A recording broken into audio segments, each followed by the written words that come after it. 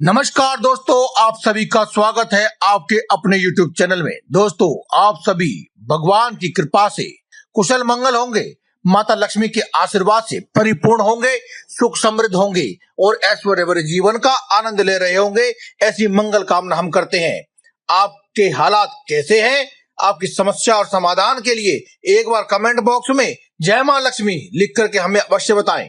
दोस्तों, आज की इस खास वीडियो में हम आपको बताने जा रहे हैं कि करवा चौथ का व्रत इन 4 महिलाओं को कभी भी नहीं रखना चाहिए, वरना महिलाओं को लगेगा घोर पाप। दोस्तों, करवा चौथ का व्रत महिलाओं के लिए बेहद खास होता है। इस दिन का इंतजार महिलाओं को पहले से ही रहता है। सुहागिन महिलाएं इस दिन करवा चौथ पर करवा चौथ का व्रत रख करके करवा माता से अखंड सौभाग्यवती होने का वरदान मांगती हैं। साथ ही करवा चौथ के दिन निर्जला उपवास रख करके अपने पति की लंबी आयु के लिए करवा चौथ का व्रत पूर्ण निष्ठा भाव और नियमों के साथ रहती हैं। माना जाता है कि करवा चौथ का त्योहार पति पत्नी के बीच के आपसी प्रेम और संबंध को बढ़ाता है। इस व्रत की तैयारी करवा चौथ का पर्व आने से पहले से ही शुरू हो जाती है और यह व्रत पूरे नियम और कायदे कानून के साथ किया जाता है। एक भी गलती से यह व्रत टूट जाता है। शास्त्रों में इसकी संपूर्ण जानकारी है। व्रत के टूट जाने से पति और पत्नी के बीच के संबंधों पर भी गहरा असर पड़ता है। इसीलिए पूरी सावधानी और सच्चे मन से इस व्रत को कीजिए। कोई भी गलती इस व्रत में ना करें। तो आइए जानते हैं कि वो कौन सी 4 महिलाएं हैं जिन्हें करवा चौथ का व्रत नहीं रखना चाहिए, अन्यथा घोर अनर्थ हो जाता है और भारी पाप का सामना भी करना पड़ता है।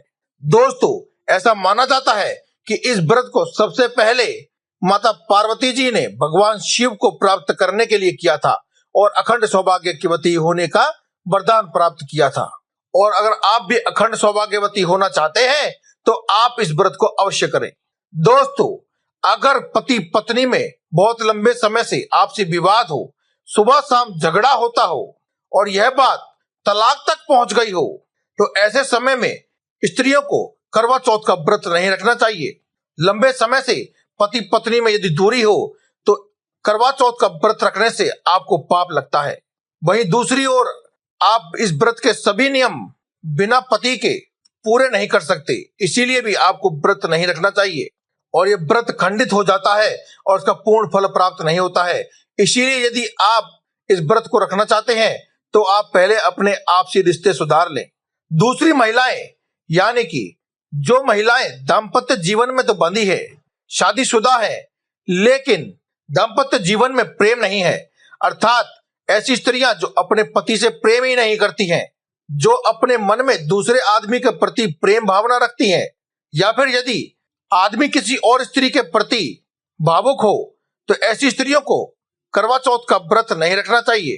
क्योंकि दोस्तों, ऐसे जोड़े असल में पाप के भागीदार होते हैं। अगर आपसी प्रेम है, एक दूसरे को बहुत प्रेम करते हैं, तो ही करवा चौथ का व्रत रखना चाहिए ताकि इसका संपूर्ण फल प्राप्त हो सके। माना जाता है कि जोड़े स्वर्ग से यानी कि ऊपर से ही निर्धारित होके आते हैं। ऐसे में आप इस पवित्र बंधन को ऐसी नीच भावना रख करके अपवित्र ना करें। तीसरी महिलाएं होती हैं दोस्तों गर्भवती महिलाएं। गर्भवती महिलाओं को गर्भ धारण के समय से लेकर के पूर्णावस्था तक कई प्रकार की समस्याओं का सामना करना पड़ता है। उन्हें समय समय पर दवाई, भोजन आदि की आवश्यकता होती है। हमारे शास्त्रों में ऐसा कहीं भी नहीं लिखा है कि गर्भवती महिलाएं कोई व्रत या पर्व नहीं मना सकती हैं। यदि आपके स्वास्थ्य में कोई कमी नहीं है, आपको लगता है कि आप कर सकते हैं तो ही करें, अन्यथा अगर आपको बार बार दवाई की जरूरत हो या फिर खाने की जरूरत हो, कमजोरी हो या ऐसी कोई भी समस्या हो, तो गर्भवती महिलाओं को इस व्रत को करने से बचना चाहिए। क्योंकि यदि कोई भी नियम टूटता है तो आपको इस व्रत का कोई भी लाभ नहीं मिलता है, अपितु आप किसी न किसी पाप के भागीदार बन जाते हैं।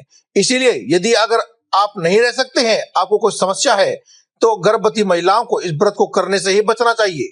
दोस्तों, चौथी तरह की महिला है जो कि पति पत्नी तो है, लेकिन जिन्होंने हिंदू रीति रिवाजों से दाम्पत्य जीवन में अपने आप को बांधा ही नहीं है, यानी कि 7 फेरे इत्यादि करके पूरे रस्म और रिवाज के साथ विवाह नहीं किया है, किसी और तरीके से विवाह किया है लेकिन हिंदू रीति रिवाजों से विवाह नहीं किया है, तो ऐसी महिलाओं को हिंदू रीति रिवाजों के अनुसार विवाह ना होने के कारण कोई भी हिंदू धर्म का ये खास तौर पर करवा चौथ का व्रत का पालन नहीं करना चाहिए।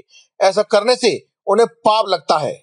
तो दोस्तों आज की इस वीडियो में केवल इतना ही। कल फिर आपसे मुलाकात होगी एक और नई वीडियो के साथ। तब तक के लिए दे में इजाजत। धन्यवाद।